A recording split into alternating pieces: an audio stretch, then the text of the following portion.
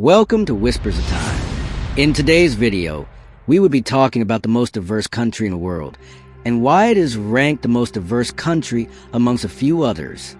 Before we proceed, make sure to like this video if it answers your question.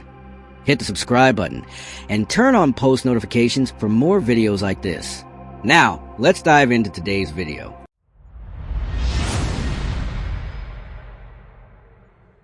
Deep in the mist-shrouded highlands of a vast land, a lone anthropologist hacks his way through a jungle path no outsider has trod for centuries.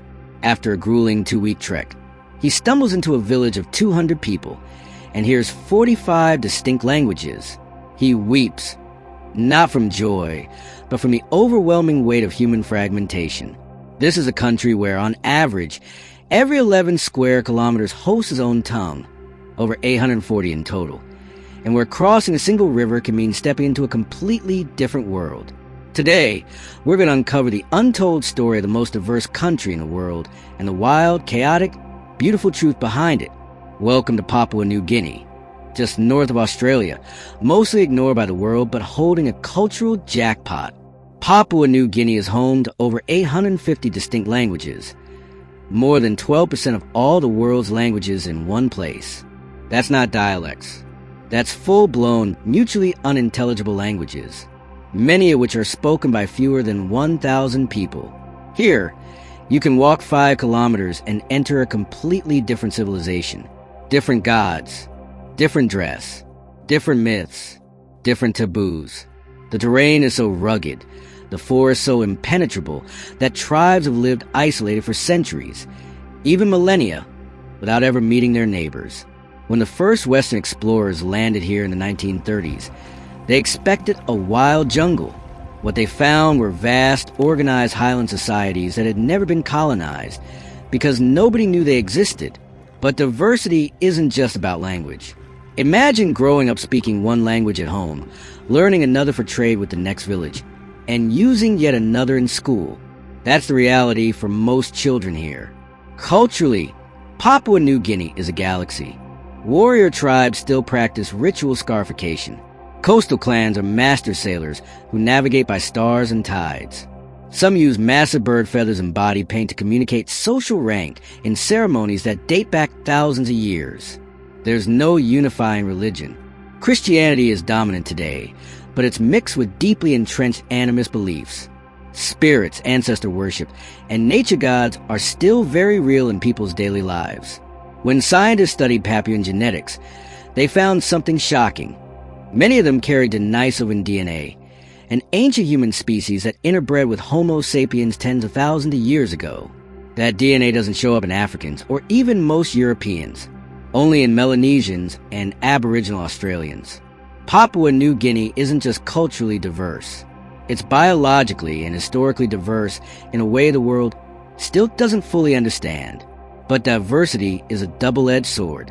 Papua New Guinea gained independence from Australia in 1975. Since then, it struggled with one major issue. How do you govern a country where no one shares the same language, identity, or values? Political instability is chronic. Tribal warfare isn't a relic. It's alive, especially in the highlands. Conflict erupts over land, women, honor, or even electoral fraud. Some tribes even hire mercenaries to fight rivals using modern weapons. Port Moresby, the capital, often ranks among the most dangerous cities in the world, not because of ideology or religion, but because of fragmented ethnic tensions. And yet, despite all this, Papua New Guinea has something rare: resilience. Its people have survived colonization, exploitation, and neglect by the global community. The diversity that makes it difficult to govern is the same force that gives it cultural immortality. Traditions, languages, and identities here haven't been erased. They've adapted and endured. So why do we hear about Papua New Guinea? Because it doesn't fit the narrative. It's not a global economic power. It's not a tourist hotspot. It doesn't sell itself with skyscrapers, influencers, or soft power. And maybe that's its strength. While the world globalizes, Papua New Guinea localizes. It protects its heritage. It doesn't trade culture for comfort. And in an ironic twist, The country that seems behind might be preserving the last authentic fragments of human diversity on the planet. In 2008, scientists discovered a previously unknown tribe in the Foja Mountains of Papua. No contact, no roads, just untouched humanity. That tells you everything you need to know. There's more to this country than meets the eye. More stories, more languages, more life. So the next time someone asks you, what's the most diverse country in the world?